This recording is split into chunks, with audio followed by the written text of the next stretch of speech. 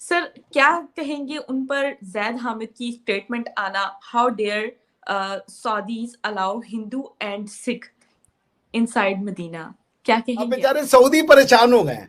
उन्होंने ना, एक सऊदी ने बड़ा अच्छा वो निकला लिखा अपने उस पे कि साला लैंड हमारा, जमीन हमारी, रूल हमारे, नियम हमारे, तुमने खाली हमारा नाम रख लिया और हमको बता रहे हो कि क्या करना है क्या नहीं करना है।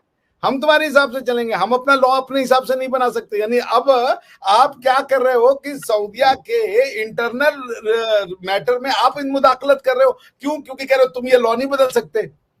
वो कह रहे भाई तू कौन, मैं मतलब पाकिस्तान का तो वही हो गया कि तुम कौन मैं खामखा, आपका तो नाम खामखा भी नहीं होना चाहिए, आप तो मैं तुम कौन पता नहीं कौन। तो भाई ऐसा है, वो पहले मैंने कहा ना, सऊदियों से मुसलमान, सऊदियों से इस्लाम को पहले छीना तुर्कों ने, फिर तुर्कों से इस्लाम को छीना मूर्खों ने। तो ये जो मूर्ख है आपके यहाँ के, वो ये सारा प्रॉब्लम वो सऊदी को बता रहे हैं, मोहम्मद बिन सलमान साहब को बता रहे हैं। मैं मोहम्मद बिन सलमान साहब का from the day one fan हूं। वो इतिहास में अपना नाम दर्ज करा के जाएंगे, इतिहास दुनिया को आगे। वो अब आलमे इस्लाम से आलमे इंसान की ओर जा रहे हैं। आप हैं कि आलमे इस्लाम से आलमे वो क्या चिपंजी की तरफ जा रहे हैं। वो मैं सुन रहा था, वो कह रहे थे कि उनका स्टेटमेंट सुन लीजिए, ये सऊदिया के घटिया लोग, इन्होंने हिंदुओं, सिखों, काफिरों और बख्तरून नजस किस्म के गंदे लोगों को, हम लोग नजस है बताइए, हम तो एकदम साफ सुथरे आदमी है। जैद हामिद साहब ने नजस कह दिया हमें। तो भाई जैद हामिद साहब जो है वो इंसान के रूप में एक जोकरी का पिटारा है। He is a joke. वो कुछ भी बोलते हैं भाई, इंसानों को इतना तफरीक ना करें आप, ये सही नहीं है। देखिए, आप अपनी कंट्री का नाम अस्तगफिरुल्लाह रख लीजिए, क्योंकि आपने हर चीज को बर्बाद कर दिया। आपने हर चीज को बर्बाद कर दिया। किसी भी चीज, ना पढ़ने से मतलब, ना लिखने से मतलब। आपने ऐसा ज्ञान दिया है दुनिया को, जैसे मैंने कहा ना कि आपने सऊदियों को अब बता रहे हो कि वो अपने घर में कैसे रहे। अरे यार क्या ही बोले हम आपको।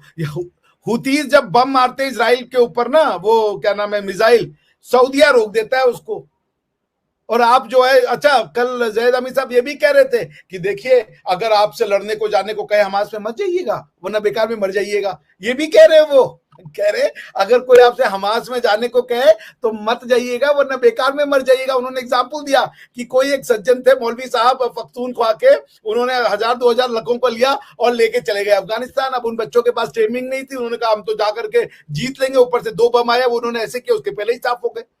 तो बेचारे, वो बेचारे बच्चे यूं ही चले गए, समझिए ना, मतलब कि फना हो गए। अब वो फना हो गए या वो मना हो गए ये तो नहीं जानता, लेकिन आपके जो ये है लाल टोपी साहब, बोलते बड़ा अच्छा है। मैंने एक डाउन में देखा था, बड़ा अच्छा नहीं करता है। ये जो कुस्तुनतुनिया से निकल करके हम ये साइप्रस से निकल के कुस्तुनतुनिया के घोड़े पे बैठ करके हिंदुस्तान में हम जाएंगे और वहां पे सब वो परचमे हिलाली लहराएंगे। और 100 खुदाओं में से एक खुदा का राज है, वो पाकिस्तान है। उस राज को पाकिस्तान भी नहीं समझ पा रहा है।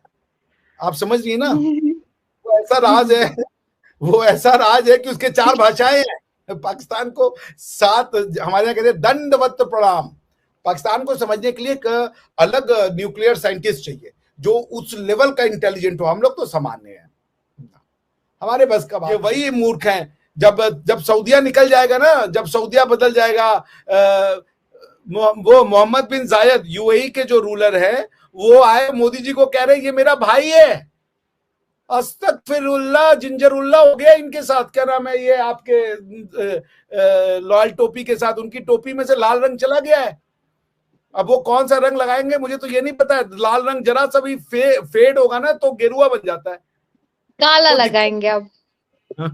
तो पॉइंट ये है कि ये जो जिसको नजस कह रहे हैं, जो नजस का थ्योरी देने वाला है, वो कह रहा है मोदी मेरा भाई है। अब 2 थ्योरी है, एक कह रहा है जो मोदी का यार है यूएई का सरदार है, दूसरा जो कह रहा है मोदी का यार है वो पाकिस्तान का गद्दार है। अब आप सोच लीजिए आप कहां हैं। अब आपके हिसाब से आपका दुश्मन हो गया यूएई, क्योंकि वो तो भारत को भाई कह रहा है।